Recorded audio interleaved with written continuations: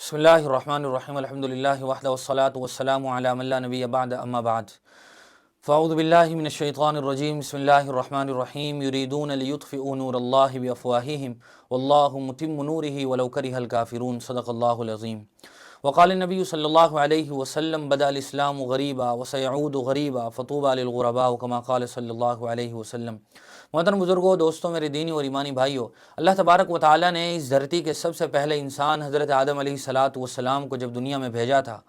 تو اس وقت شیطان بھی اس دنیا میں آیا تھا اور اس نے اللہ تعالیٰ سے ایک مہلت مانگی تھی، رب انظرنی الی یوم یبعثون، کہ اے اللہ، اے میرے رب، تو مجھے قیامت تک کے لیے مہلت دے دے۔ اور اسی وقت اس نے اللہ تعالیٰ سے یہ کمٹمنٹ بھی کیا تھا اور یہ کہا تھا ثم لآتینہم من بین ایدیہم ومن خلفہم وعن ایمانہم وعن شمائلہم ولا تجد اکثرہم شاکرین، کہ میں تیرے بندوں کو بہکاؤں گا دائیں سے بائیں سے، اوپر سے نیچے سے، آگے سے پیچھے سے، گویا میں تیرے بندوں کو راستے ورگلاؤں گا اور انہیں سیدھے راستے سے پھیرنے کی کوشش کروں گا۔ اور ہم دیکھ رہے ہیں کہ نور و ظلمت کا یہ تصادم اور حق اور باطل کا یہ ٹکراؤ اسی وقت سے چلا آ رہا ہے۔ ہر دور میں انبیاء علیہم السلام اس دنیا میں آتے رہے اور اپنی قوم کے لوگوں کو دین کی طرف بلاتے رہے، توحید کی دعوت دیتے رہے، رسالت اور آخرت سے متعلق انہیں آگاہی فراہم کرتے رہے۔ بہت سارے واقعات اللہ تعالیٰ نے قرآن مجید میں انبیاء علیہم السلام کے ذکر فرمائے ہیں اور ان کی دعوت کا بھی تذکرہ فرمایا ہے۔ حضرت نوح علیہ السلام کے بارے میں اللہ تعالیٰ نے پوری سورت نازل فرمائی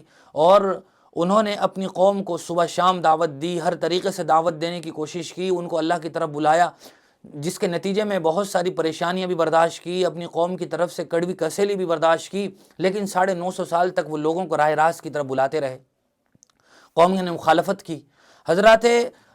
انبیاء علیہ السلام کی ایک لمبی جماعت ہے جن کے واقعات قرآن کریم میں مذکور ہیں۔ حضرت صالح علیہ السلام ہیں، حضرت ہود ہیں، اسی طرح حضرت ابراہیم علیہ السلام اس قدر جلیل القدر اور اولو العزم پیغمبر گزرے ہیں، ان کا واقعہ تفصیل کے ساتھ قرآن کریم میں مذکور ہے کہ ان کی قوم کے لوگوں نے ان کی بھرپور مخالفت کی، بلکہ ان کے والد نے بھی ان کو گھر پر نہیں رکھا، انہیں نکال دیا اور وہ ہجرت کر کے دوسری جگہ تشریف لے گئے۔ یہ انبیاء علیہ السلام کی مقدس جماعت کے ساتھ ہوتا رہا اور آج بھی ہو رہا ہے۔ ہم فی الحال سوشل میڈیا کے، سائنس اور ٹیکنالوجی کے دور میں جی رہے ہیں، تو ساری دنیا میں جو کچھ اسلام کے خلاف بغاوتیں ہو رہی ہیں، اسلام مخالف طاقتیں جو دن بدن پلاننگیں کر رہی ہیں، منصوبہ بندی اور سازشیں کر رہی ہیں، اس کی لمحے لمحے کی خبریں اب ساری دنیا میں پہنچ رہی ہیں۔ اور دنیا کا جو عقل مند، سمجھدار اور ہوشیار طبقہ ہے، جو سیکولر سوچ بھی رکھتا ہے، وہ بھی اس بات کو سمجھ رہا ہے کہ بہت ساری جگہ، زیادہ تر جگہ تو مسلمانوں کی بلا وجہ مخالفت ہو رہی ہے اور اسلام کو بلا وجہ ٹارگٹ کیا جا رہا ہے،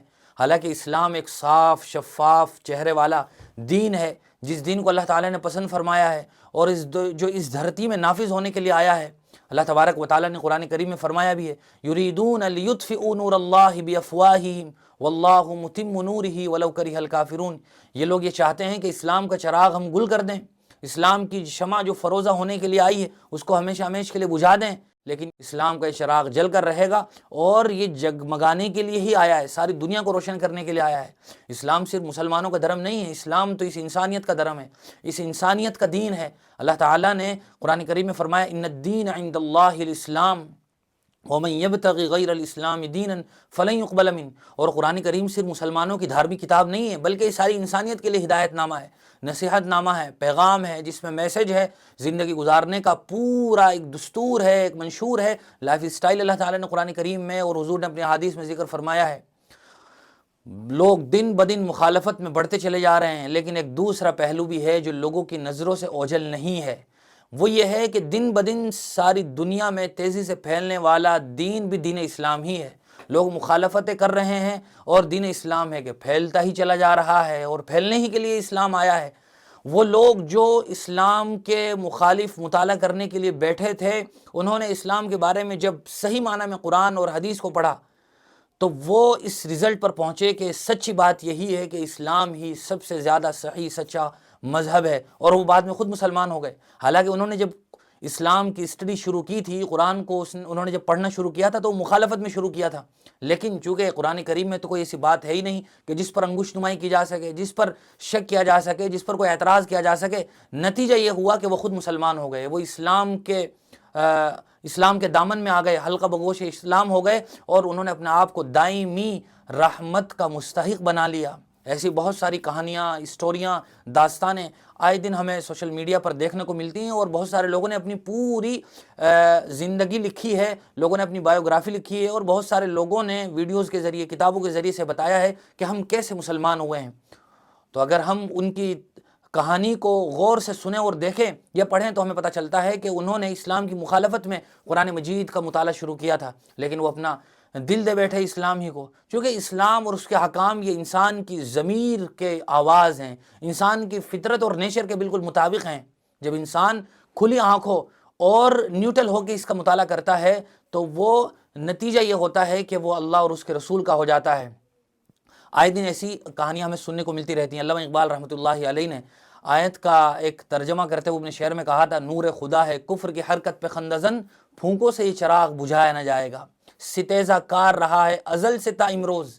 چراغ مصطفی سے شرار بولہبی۔ اسلام کی اس ترقی کو دیکھ کر بہت سارے بدباطین لوگ چڑ رہے ہیں، کڑ رہے ہیں اور پریشان ہو رہے ہیں، لیکن ان کی پریشانی بیکار ہے، کیونکہ اسلام ایک حق دین ہے، اور اللہ تعالیٰ فرماتے ہیں جاء الحق وزاق الباطل، حق آیا اور باطل بالکل مٹ مٹا گیا۔ اسلام کی فطرت میں قدرت نے لچک رکھی ہے، اتنا ہی یہ ابھرے گا جتنا کہ دباؤ گے۔ ہم دیکھ رہے ہیں کہ لوگ دبانے کی کوشش کر رہے ہیں اور لوگ مسلمان ہوتے ہی چلے جا رہے ہیں۔ ابھی پچھلے دنوں ایک خبر شہ سرخی بنی تھی، اور بہت سارے نیوز پیپر میں بھی وہ خبر پبلش ہوئی، شائع ہوئی، کہ آسٹریلیا کی تقریباً 30 عورتوں نے ایک ساتھ ایک مجلس میں کلمہ پڑھا اور وہ مسلمان ہو گئی۔ ساری دنیا کو اس خبر نے حیرت میں ڈال دیا تھا،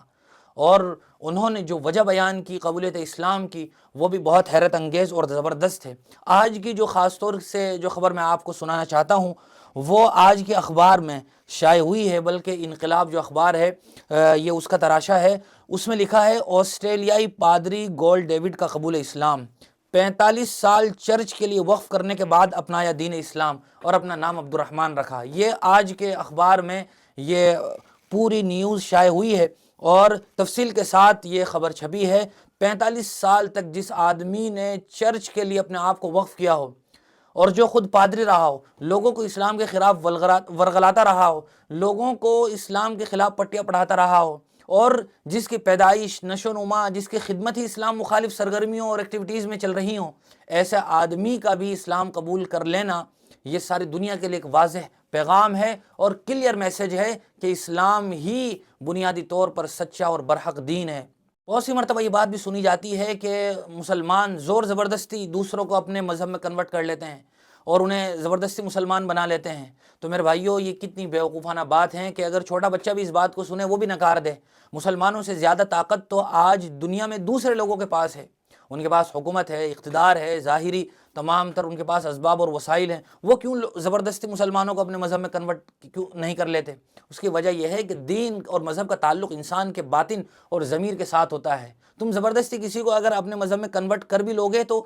صرف ظاہری طور پر کنورٹ کر سکتے ہو، وہ تمہارے سامنے جھوٹ بول سکتا ہے کہ ہاں میں نے اپنا لیا اور قبول کر لیا، وہ دلی طور پر آپ کے مذہب کا پیروکار نہیں بن سکتا ہے۔ اس کی وجہ یہ ہے کہ زبردستی کسی کو مذہب قبول کرایا ہی نہیں جا سکتا ہے، لہذا مسلمان نہ کبھی کسی کو زبردستی اسلام قبول کرواتے ہیں اور نہ ہی اسلام میں جائز ہے۔ اللہ تعالیٰ نے صاف کہہ دیا، لا اکراہ فی الدین، کہ تم زبردستی کسی کو اسلام میں داخل نہیں کر سکتے۔ اسی طرح دوسرا ایک اعتراض یہ بھی ہوتا ہے کہ مسلمان لالچ دے کر اپنے مذہب میں کنورٹ کر لیتے ہیں۔ تو میرے بھائیوں، مسلمانوں سے زیادہ دھن دولت اور مال و دولت کی ریل پیل تو دوسرے لوگوں کے پاس ہے، وہ کیوں نہیں کنورٹ کر لیتے اپنے دھرم میں؟ اس کی وجہ صرف اور صرف یہ ہے کہ یہ بالکل جھوٹا ایک بیانیہ ہے، پروپیگنڈا ہے، جو آئے دن اسلام کی بڑھتی ہوئی ترقی کو دیکھ کر کیا جاتا ہے، جس کا کوئی سر اور پیر نہیں ہے۔ مسلمان نہ کسی کو لالچ دے کر اپنے مذہب میں کنورٹ کرتے ہیں اور نہ کر سکتے ہیں۔ اس کی وجہ یہ ہے کہ اگر ہم نے کسی کو 1,00,000 2,00,000 روپے دے کے اپنے مذہب میں کنورٹ کر بھی لیا تو وہ کل کو پھر بدل سکتا ہے، چونکہ اس کے ضمیر نے اسے قبول نہیں کیا ہے، اس کے دل نے اس کو تسلیم نہیں کیا ہے، اور مذہب کا تعلق انسان کے ضمیر کے ساتھ ہوتا ہے۔ یہی وجہ ہے کہ جو سچے پکے مسلمان ہوتے ہیں نہ وہ کبھی پیسوں کی وجہ سے بکتے ہیں اور نہ وہ کسی طاقت کے رعب کی وجہ سے اپنے مذہب کو تبدیل کر سکتے ہیں، چونکہ دین اسلام ان کے دل کے اندر تک اترا ہوا ہے، وہ ان کی ضمیر کی آواز بنا ہوا ہے۔ صحابہ اکرام رضوان اللہ تعالی علیہم اجمعین کے بہت سے واقعات ہم نے سنے ہیں کہ وہ مار کھا رہے ہوتے تھے، اور اتنی سخت مار انہیں پڑتی تھی کہ ہم آج کے زمانے میں اس کا تصور بھی نہیں کر سکتے۔ حضرت بلال رضی اللہ تعالیٰ عنہ کو مکہ کی گلیوں میں پتھریلی زمین پر گھسیٹا جاتا تھا، لیکن ان کی زبان پر ایک ہی نعرہ ہوتا تھا، احد احد، کہ اللہ ایک ہے، اللہ ایک ہے۔ حضرت خباب، حضرت صہیب رومی، حضرت عمار، حضرت یاسر اور حضرت سمیہ خاتون تھی، عورت ذات تھی۔ ابو جہل نے نعوذ باللہ اتنے شرمناک طریقے سے انہیں شہید کیا تھا کہ الامان والحفیظ، لیکن آخری لمحے تک دین اسلام کا دامن نہیں چھوڑا، اور مرنا تو قبول کر لیا، لیکن دین اسلام سے لمحے بھر کے لیے چھوڑنے کے بارے میں گمان تک بھی نہیں کیا۔ یہ وہ محبت ہے، وہ چاشنی ہے، وہ حلاوت ہے جو اسلام کے نتیجے میں انسان کے دل کے اندر تک اتر جاتی ہے۔ اس کے بعد بہت سے تابعین، تبع تابعین، بزرگان دین، سلف صالحین، اکابرین امت، بہت سارے نوجوانوں کے واقعات ہیں جو یہ داستانیں سنانے کے لیے ہمیں کافی ہیں کہ زبردستی کسی نے ان کو مسلمان نہیں بنایا، وہ خود اسلام کے حقانیت سے اور اسلام کی صداقت سے متاثر ہو کر مسلمان ہوئے ہیں۔ لہذا اس طرح کی جو خبریں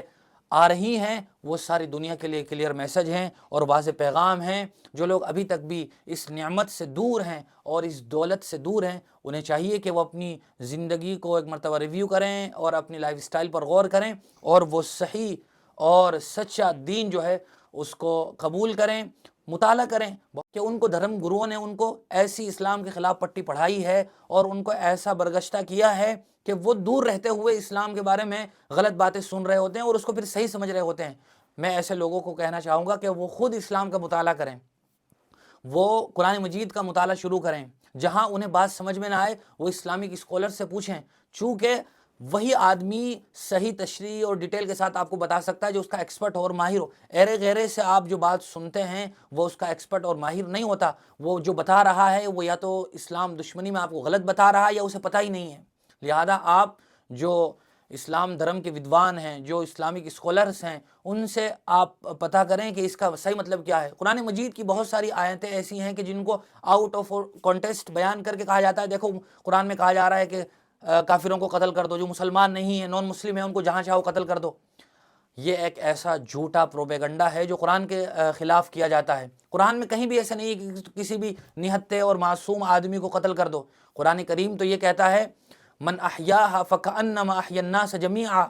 کہ تم نے اگر کسی ایک آدمی کو بچا لیا، نردوش کو بچا لیا، تو تم نے ساری انسانیت کو بچا لیا۔ ومن قتل نفسا بغیر نفس او فساد فی الارض فکأنما قتل الناس جمیعا، اگر تم نے کسی معصوم آدمی کو قتل کر دیا تو پورا گویا انسانیت کا قتل کر دیا۔ اور دوسری طرف یہ جھوٹا بیانیہ اور پروپیگنڈا کیا جاتا ہے کہ قرآن میں دیکھو یہ لکھا ہوا ہے کہ جہاں کسی نان مسلم کو دیکھو قتل کر دو۔ یہ ایک بالکل سیدھا اور کلیئر جھوٹ ہے، یہ آؤٹ آف کانٹیکسٹ بیان کیا جا رہا ہوتا ہے اور سننے والے اس کو صحیح سمجھ رہے ہوتے ہیں۔ لہذا اسلام کا مطالعہ کرنا چاہیے اور اس طرح کی سٹوریز کے پیچھے جا کر سوچنا چاہیے کہ آخر ایسے لوگوں کس چیز نے مجبور کیا کہ وہ مسلمان ہو گئے۔ پھر میں دعا ہے کہ اللہ تعالی ہم سب کو اسلام کی قدردانی کی توفیق نصیب فرمائے اور اسی حالت میں سچے پکے مومن ہونے کی حالت میں ہمیں موت نصیب فرمائے۔ وآخر دعوانا الحمدللہ رب العالمین۔